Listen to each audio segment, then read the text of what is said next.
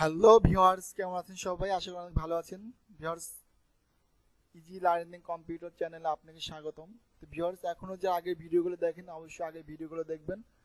আগের ভিডিওগুলো দেখলে 100% কাজ আপনি শিখতে পারবেন। তো ভিউয়ার্স, আজকে আমরা শিখবো মাইক্রোসফট অফিস ওয়ার্ডে শেপের ব্যবহার, অর্থাৎ শেপ দ্বারা আমরা কিভাবে বিভিন্ন মডেল তৈরি করি সেটা এখন আমরা দেখব। তো ভিউয়ার্স, আমাদের কাজ শুরু করতে হলে প্রথমত মাইক্রোসফট অফিস ওয়ার্ডটা ওপেন করতে হবে। মাইক্রোসফট অফিস ওয়ার্ড ওপেন করার পর ভিউয়ার্স, আমরা আগে এই কাজগুলো দেখেছি। যারা এখনো ভিডিওগুলো দেখেননি, অবশ্যই ভিডিওগুলো দেখবেন। ভিডিওগুলো দেখলে আপনি অবশ্যই কাজগুলো শিখতে পারবেন। তো ভিউয়ার্স, আজকে আমরা শিখবো শেপের ব্যবহার, অর্থাৎ শেপ দ্বারা আমরা কি করতে পারি। তো শেপের কাজ হচ্ছে ডকুমেন্টে বিভিন্ন মডেল তৈরি করা। তো ভিউয়ার্স দেখেন, আমি এখান থেকে জাস্ট শেপে ক্লিক করবো। শেপে কিন্তু বিভিন্ন টাইপের শেপ দেওয়া আছে। ভিউয়ার্স, আপনি এখান থেকে শেপগুলো ইউজ করে কিন্তু যে কোনো ধরনের মডেল আপনি তৈরি করতে পারবেন। তো ভিউয়ার্স, আমি এখান থেকে শেপটা ইউজ করে সাধারণত একটা ফ্ল্যাগ তৈরি করে দেখি। তো একটা ফ্ল্যাগ তৈরি করতে হলে আমাকে দেখতে হবে যে এখানে কোন শেপটা ফ্ল্যাগের মতো বাঁকানো, অর্থাৎ পতাকার মতো বাঁকানো কোন শেপটা এখানে আছে। তো এটার জন্য আমাকে এখানে একটু খুঁজতে হবে কোন শেপটা আমরা এখানে ইউজ করতে পারি। তো ভিউয়ার্স দেখেন, এখান থেকে কিন্তু এই শেপটা আমরা কিন্তু পতাকার মতো বাঁকানো আছে। তো আমি জাস্ট এই শেপটার উপর ক্লিক করলাম। ভিউয়ার্স দেখেন, শেপটার উপর ক্লিক করার পর এখানে কিন্তু আমাদের এখনো কিছুই আসে নাই। তো যেহেতু এখানে কিছু আসেনি, সেক্ষেত্রে আমরা কি করবো, এই যে একটা কালো প্লাস চিহ্ন দেখা যাচ্ছে, আমরা মাউসের লেফট বাটন চেপে ধরে আমরা এর ইচ্ছা মতো যে কোনো আকার আকৃতি দিতে পারবো। তো আমরা এখানে এই আকৃতিটা দিয়ে দিলাম। ভিউয়ার্স দেখেন, এরকম টেনে দেওয়ার পর জাস্ট আপনি ছেড়ে দিলে পরে এটা কিন্তু একটা শেপ আকারে চলে আসবে। এরপর ভিউয়ার্স, আমাদের যেটা করতে হবে, এই যে একটা আমরা ওয়াব, অর্থাৎ যে শেপটা নেবেন শেপের মধ্যে আমাদের হচ্ছে একটা বৃত্ত অ্যাড করতে হবে। এখন আমরা এখানে বৃত্তটা কিভাবে অ্যাড করব সেই বিষয়টা এখন আমরা দেখব। তো বৃত্তটা অ্যাড করতে হলে পরে ভিউয়ার্স দেখেন, যখন হচ্ছে আমি এই শেপটা সিলেক্ট করা থাকবে তখন কিন্তু আমাকে এখানে অটোমেটিক ফরম্যাট মেনু বারের মধ্যে এই শেপগুলো এখানে দেখাচ্ছে। যখন আমি এই শেপের বাইরে চলে আসবো তখন কিন্তু আমার এখানে কিছু দেখাচ্ছে না, অর্থাৎ আমার ফরম্যাট মেনু বারটা কিন্তু আর দেখাচ্ছে না। তো এই সমস্যাটা কিন্তু অনেকেরই হয়ে থাকে, দেখা যাচ্ছে কাজ করতে করতে ফরম্যাট মেনু বারটা হারিয়ে গেছে। এই জন্য আপনি যেটা আবার করতে হবে সেটা জাস্ট আপনি শেপের উপর ক্লিক করবেন। শেপের উপর ক্লিক করলে আপনি ফরম্যাট মেনু বারটা আপনি ফিরে পাবেন এবং আগের মতো ইনসার্ট শেপগুলো আপনি এখান থেকে নিতে পারবেন। তো ভিউয়ার্স, আমি এখান থেকে জাস্ট একটা বৃত্ত নিব। তো বৃত্ততে যাব। বৃত্ততে যাওয়ার পরে ভিউয়ার্স দেখেন, এখানে কিন্তু এখনো আমাদের কিছু আসে নাই। সেক্ষেত্রে আমরা জাস্ট মাউসের লেফটে চাপ দিয়ে টেনে ইচ্ছা মতো একটা বৃত্ত দিয়ে দিলাম। ভিউয়ার্স দেখতে পাচ্ছেন, বৃত্তটা কিন্তু আমাদের সামনের দিকে চলে আসছে। এখন আমরা কিবোর্ড থেকে অ্যারোকে ব্যবহার করে আমরা শেপের এইটার মাঝামাঝি পজিশনে দিতে পারবো। ভিউয়ার্স দেখতে পাচ্ছেন, মোটামুটি কিন্তু আমরা একটা মাঝামাঝি পজিশনে কিন্তু এটা দিতে পারছি।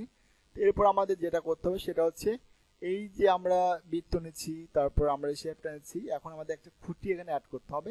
অর্থাৎ খুঁটি অ্যাড করতে হলে আমাদেরকে কি করতে হবে, এখান থেকে জাস্ট আমরা রেক্ট্যাঙ্গেল টুলটা নিতে পারবো। তো আমরা এই টুলের উপর ক্লিক করার পরে ভিউয়ার্স দেখেন, এখানে মাউসের লেফটে চাপ দিয়ে এটা আমরা টেনে ইচ্ছা মতো একটা আকৃতি দিয়ে দিলাম।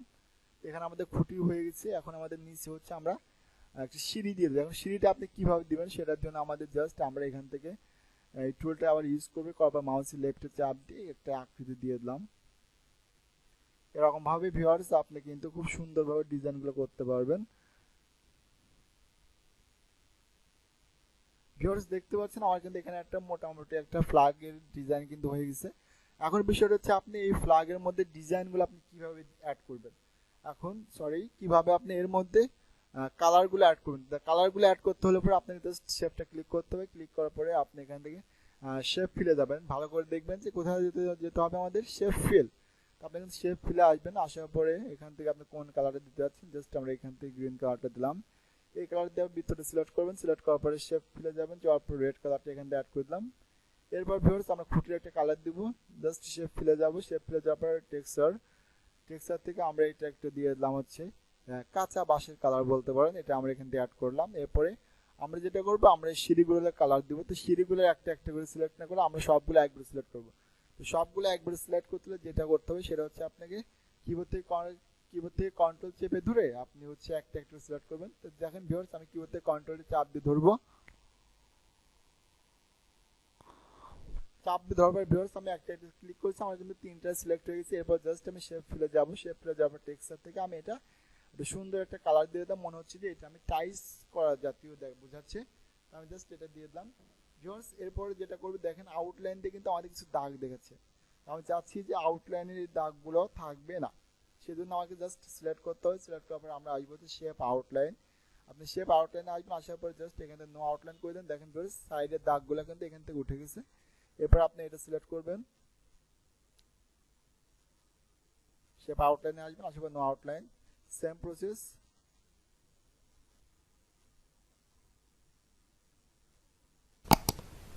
ভিউয়ার্স দেখতে পাচ্ছেন আমি কিন্তু একটা ফ্ল্যাগ তৈরি করে ফেলেছি। এছাড়াও কিন্তু আপনি এখানে যে শেপগুলো আছে শেপগুলো দিয়ে কিন্তু আপনি যে কোনো মডেল তৈরি করতে পারবেন।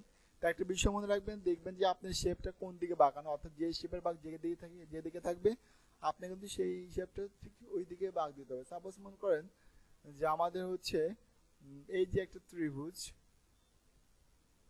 এইটা ভিউয়ার্স দেখতে পাচ্ছেন যে এটা বাঁক কিন্তু আসবে এরকম ভাবে। এখন যদি আমি এটা এরকম লম্বা হবে দিই তাহলে কিন্তু ওটার আকৃতি কিন্তু পাচ্ছে না। তো এই আপনাকে এটা বুঝতে হবে যে এই শেপটার আকৃতি কোন দিকে যাচ্ছে, সেই দিক থেকে আপনি সিলেক্ট করতে হবে।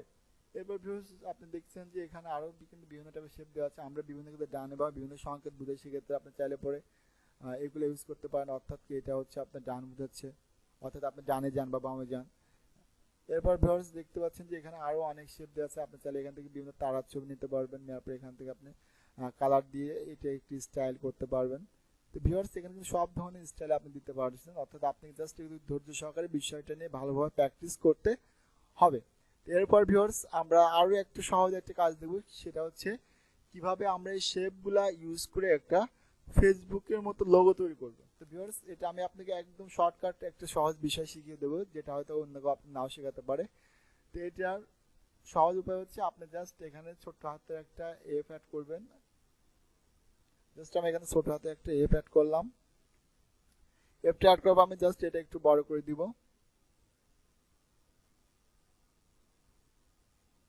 এটা বড় করবো, আমি এটা একটু বোল্ড করে দিলাম যাতে একটু দেখতে ভালো দেখা যায়। এরপর ভিউয়ার্স আমি যেটা করব সেটা হচ্ছে এখান থেকে আমি ইনসার্টে যাব, ইনসার্টে যাওয়ার পরে শেপে যাব, শেপে যাওয়ার পর আমি একটা এখান থেকে বৃত্ত অ্যাড করব। অর্থাৎ আমি এখান থেকে এইটাই নিলাম রাউন্ডেড রেক্টাঙ্গেল, ক্লিক করলাম। ক্লিক করার পরে মাউসের লেফটে চাপ দিয়ে এটা ইচ্ছে মতো একটা দিয়ে দিলাম। ওকে, এখন ভিউয়ার্স দেখতে পাচ্ছেন আমি এই শেপটা দেওয়ার পরে আমার কিন্তু আমি যে আগে টেক্সটটা লিখছিলাম সেই টেক্সটটা কিন্তু এখানে আর নেই।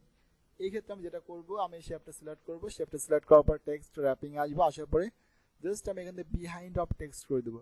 তো বিহাইন্ড অফ টেক্সট করলে কিন্তু আমার অ্যাপটা কিন্তু আবার আগের অবস্থায় ফিরে এসেছে। তো ভিউয়ার্স এখন আমি যেটা করবো, এটা আমি কালার পরিবর্তন করে দিই। এখন কালারটা পরিবর্তন করতে হলে আমাকে জাস্ট আমি টেক্সটটা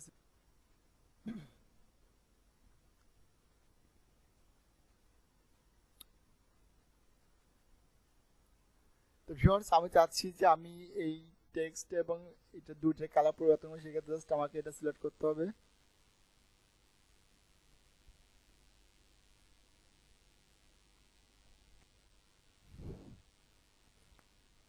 ভিউয়ার্স দেখতে পাচ্ছেন আমার কিন্তু এখান থেকে কিন্তু ফন্ট আমি এখন দেখতে পাচ্ছি। আমি এখন চাচ্ছি যে এটা কালার পরিবর্তন করে আমি একটা ফেসবুকের মতো লোগোতে রূপান্তর করব। এই ক্ষেত্রে ভিউয়ার্স যেটা করতে হবে, এটা সিলেক্ট করতে হবে। সিলেক্ট করার পর জাস্ট আপনি ফরম্যাটে আসবেন, ফরম্যাটে আসার পর শেপ ফিল থেকে আপনি ওরকম একটা কালার দিয়ে দেন। জাস্ট আমরা এই কালারটা দিয়ে দিলাম। কালারটা দিয়ে আবার ভিউয়ার্স দেখতে পাচ্ছেন আউটলাইনটা কিছু দাগ আছে, আমরা আউটলাইন দাগটা উঠিয়ে দেবো, এখান থেকে নো আউটলাইন করে দিলাম। এইবার ভিউয়ার্স আমাদের যেটা করতে হবে, আমরা এই টেক্সটের কালারটা পরিবর্তন করে দেবো। টেক্সটে সিলেক্ট করবেন, সিলেক্ট করার পরে আপনি এখান থেকে আসবেন হচ্ছে ফন্ট কালারে আসবেন, ফন্ট কালার এখানে জাস্ট হোয়াইট করে দেন। তাহলে দেখেন ভিউয়ার্স আমার কিন্তু একটা ফেসবুক লোগো মোটামুটি কিন্তু আমি তৈরি করতে পারছি। তো ভিউয়ার্স টেকনিক খাটাইলে আপনি কিন্তু যে কোনো ধরনের মডেল যে কোনো কিছু দিয়ে তৈরি করতে পারেন। তো ভিউয়ার্স একটা বিষয় আছে, practice man makes a perfect, অর্থাৎ আপনি যত প্র্যাকটিস করবেন তত আপনি যে কোনো বিষয় সম্পর্কে ভালোভাবে জানতে পারবেন। ভিউয়ার্স এরকমভাবে আপনি এখান থেকে শেপগুলো ইউজ করে আপনি যে কোনো ধরনের মডেল কিন্তু তৈরি করতে পারবেন। ভিউয়ার্স দেখেন আমি চাইলে পরে এখানে একটা দেখেন ভিউয়ার্স এরকমভাবে আপনি যে কোনো মডেল তৈরি করতে পারবেন। তো আশা করি ভিউয়ার্স আপনি শেপের ব্যবহারটা বুঝছেন, শেপের কোথায় কাজ লাগে সেটাও আপনি বুঝছেন। তো এরকমভাবে আপনি শেপগুলো সুন্দরভাবে ব্যবহার করতে পারবেন। তো ভিউয়ার্স যদি ভিডিওটি ভালো লেগে থাকে অবশ্যই ভিডিওতে লাইক কমেন্ট শেয়ার করতে ভুলবেন না। আর যারা এখনো ভিডিও দেখেননি অবশ্যই ভিডিও দেখবেন, আর যারা এখনো চ্যানেলটি সাবস্ক্রাইব করেন অবশ্যই চ্যানেলটি সাবস্ক্রাইব করেন, পাশে থেকে বেল আইকনটি বাজিয়ে দিবেন। সবাই ভালো থাকবেন, সুস্থ থাকবেন।